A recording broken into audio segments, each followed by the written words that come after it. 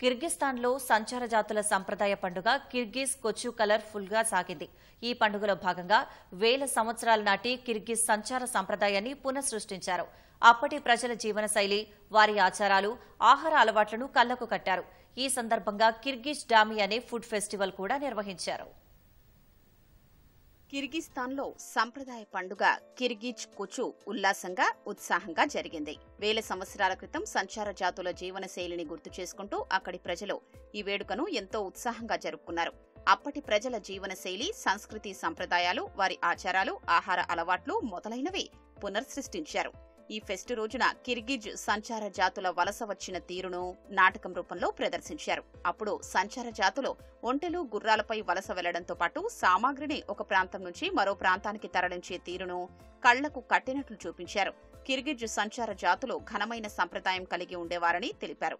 వలస ప్రాంతంలో ఎర్ట్ అని పిలిచే గుడిసెల్ని తాత్కాలికంగా ఏర్పాటు చేసుకునేవారని కిర్గిజ్ ప్రజలు వెల్లడించారు.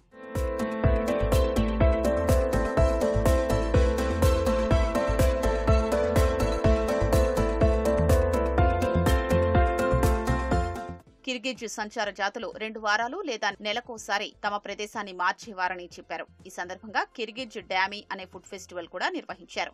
ఆనాటి సంప్రదాయ వంటకాల్ని తయారు చేశారు. ఫుడ్ స్టాల్ ఏర్పాటు చేసి వాటి విక్రయాలు చేపట్టారు.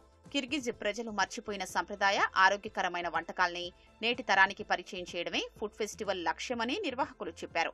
ఇతర దేశాలకు ఉన్నట్టే తమకు సొంత వంటకాలు ఉన్నాయని కిర్గిజ్ ప్రజలు తెలిపారు. ఈ ఫెస్టిలో భాగంగా కిర్గిజ్ వంటకాలపై పోటీలు నిర్వహించారు.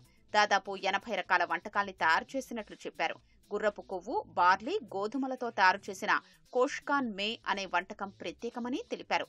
ఇది చాలా కాలం పాటు నిల్వ ఉంటుందన్నారు. ఇంటికొచ్చే అతిథులకు మాంసం వడ్డించే సంప్రదాయం ఇప్పటికీ ఉందన్నారు.